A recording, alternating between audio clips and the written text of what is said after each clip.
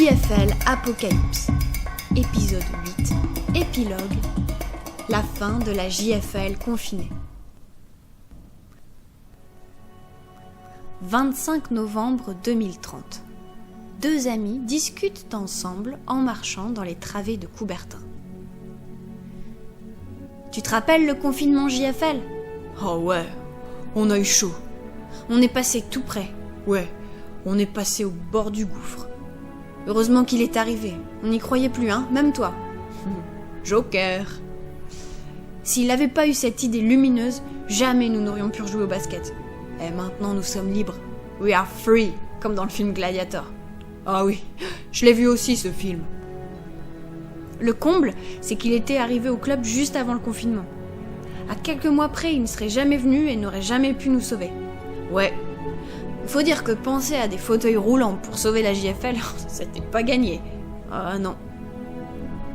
Grâce aux bouchons plastiques qu'on a récoltés pendant 10 ans, on a réussi à fabriquer suffisamment de fauteuils.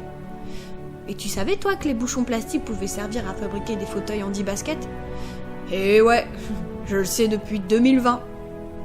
Au final, le ravitaillement bio de poils a été plus rapide que prévu et on a pu sauver tout le monde. Merci le fauteuil. Ouais, merci à Jean-Pierre. Fallait y penser. C'est ça. Et merci à Poilou, même s'il a été un peu chanceux pour le coup.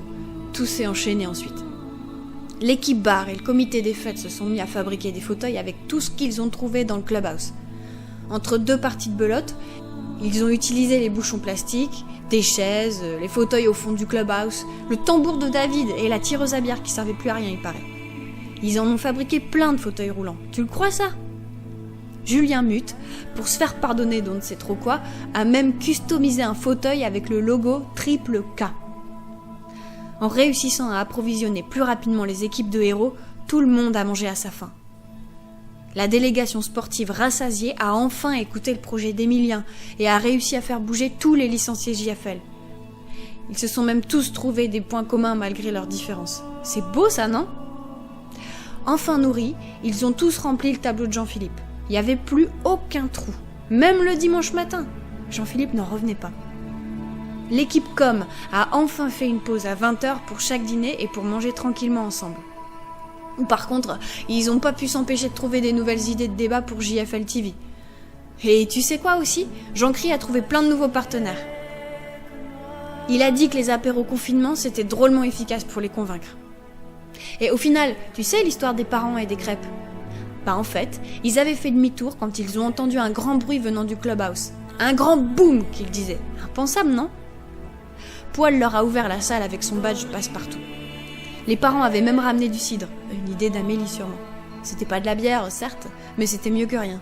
Il y en a qui étaient contents, tu sais. Oui, il semblerait que certains étaient mal en point. Tu crois vraiment que c'est grâce au fauteuil qu'on a retourné cette situation impossible ? Oh, ça a joué, c'est indéniable. Mais il y a d'autres éléments qui ont joué, je pense. Ouais, je crois que je vois ce que tu sous-entends. En fait, quand j'y repense, j'ai pas bien compris quel était l'objectif de tout ça. C'est invraisemblable toute cette histoire quand même. C'est pas un peu tiré par les cheveux ? En fait, on n'a rien sauvé du tout, à part juste qu'on a travaillé en équipe. C'était pas ça ton réel but en fait ? Et qui sait ? Et vous au bureau, comment ça s'est passé finalement ? Eh bien, après cette superbe nouvelle, on a décidé de ne prendre aucune décision à l'emporte-pièce. On a beaucoup travaillé et eu des échanges intéressants et constructifs. J'ai confiance dans mon nouveau bureau. Puis, on a éteint nos portables, nos écrans. On a rigolé une dernière fois avant de marcher vers Coubertin et se retrouver tous ensemble, pour de vrai.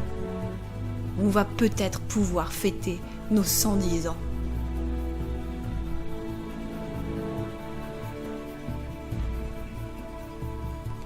L'aventure JFL Apocalypse se termine ainsi sur une note positive après de multiples rebondissements. Je tenais à remercier toutes les personnes qui ont participé à la réalisation de ce projet. En particulier Charlie pour les superbes illustrations sur chaque épisode, Bruno pour ses encouragements et la diffusion précise sur nos réseaux, Dominique pour le montage parfait et l'idée du conte, Nathalie pour les nombreuses relectures, Enfin Justine qui a prêté sa voix pour l'occasion et qui a dû faire preuve de patience. Merci à tous d'avoir suivi JFL Apocalypse.